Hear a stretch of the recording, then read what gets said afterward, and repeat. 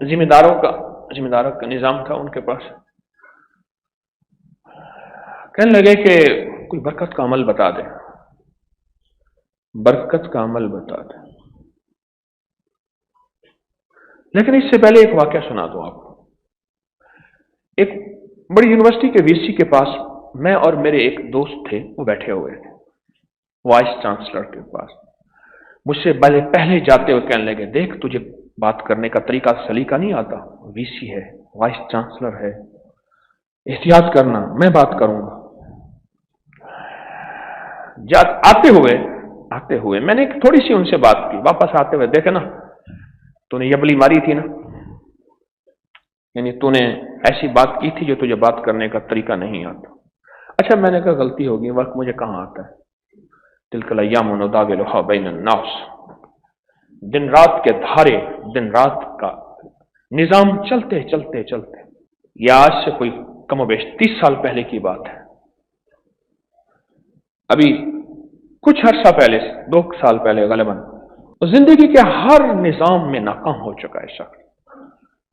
باتیں میں کر رہا تھا، مجھے کہنے لگے ساری باتیں چھوڑ، سب کچھ میرے پاس ہے، کوئی ایسا نظام دے جس سے مجھے برکت کا کوئی ذرہ مل جائے اور مجھے برکت مل جائے. مجھے بڑے عرصے کے بعد احساس ہوا کہ برکت کچھ ہوتی ہے، اور برکت کر کسی کو مل جائے اس کی نسلیں آباد اور شاد ہوتی ہیں. اور برکت اگر کسی کے گھر آ جائے تو اس کا مٹی سونا ہو جاتا ہے اور اس کے وارے نیارے ہو جاتے ہیں. برکت. ایک ذمہ دار میرے پاس آیا، میں بات کر رہا تھا جس کے، مجھ سے کہنے لگا کوئی برکت کا عمل بتائیں. تو میں نے کہا نہری پانی ہے یا ٹیوب ویل؟ کہا دونوں ہے. جب نہری پانی نہیں ہوتا پھر ٹیوب ویل سے.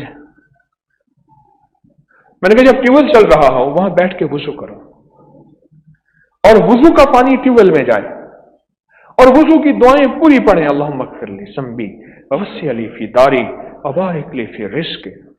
یقین سے وضو کریں، یقین سے وضو کریں. جنگ کے 21ویں گریڈ کے ایک بہت بڑے افسر ریٹائر کہنے لگے کہ میرا کہیں تبادلہ ہوا، ہم نے ایک مکان کرائے پہ لیا، ایک خالی جگہ تھی، وہاں ٹماٹر کا بیج ڈال دیا، ٹماٹر ہو گئے. ایک جگہ ایسی تھی جہاں میں لوٹا بھر کے وضو کرتا تھا نماز کے لیے، وہ وضو کا پانی اس ٹماٹر کی کیاری میں جاتا تھا.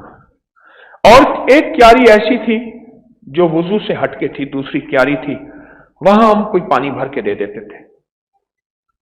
جب ٹماٹر لگے تو جس کیاری میں وضو تھا اس کے ٹماٹر بڑے بھی تھے، سرخ بھی تھے، خوبصورت بھی تھے، اور پودوں میں زیادہ بھی تھے. تھے تو چند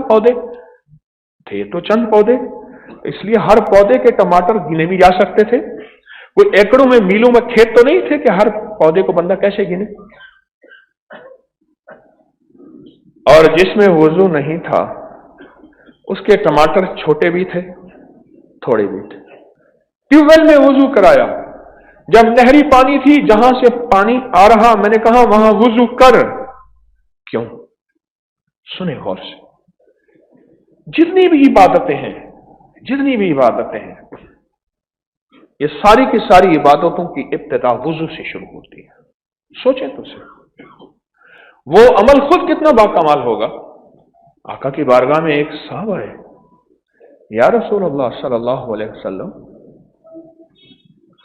گھر میں برکت نہیں ہے، کچھ نہیں ہے، فقر ہے، تنگ دستی ہے، بیماریاں ہیں، تکلیفیں ہیں، مشکلات ہیں، مسائل ہیں، الجھنیں ہیں، ناکامی ہیں.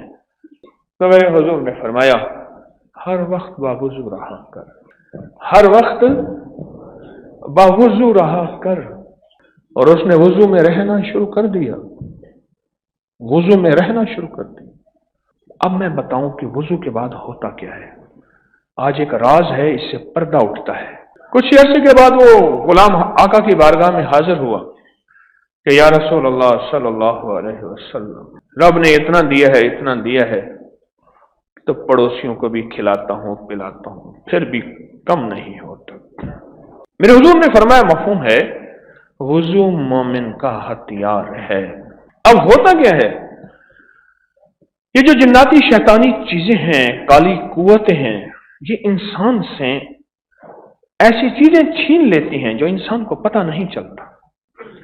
تو جب مومن وضو کرتا ہے ایک فرشتوں کی جماعت ہے مستقل، اہل نظر، اہل کشف، جن کی چہرے کی نظریں بھی ہوتی ہیں اور دل کی نظریں بھی ہوتی ہیں، وہ آنکھوں سے دیکھتے ہیں کہ ایک فرشتوں کی جماعت ہے، ایک فرشتوں کی طاقتور قوت ہے جو کیا کرتی ہے، اس بندے کی حفاظت کے لیے متعین ہو جاتی ہے، ان کی ذمہ داری اور ڈیوٹی لگ جاتی ہے۔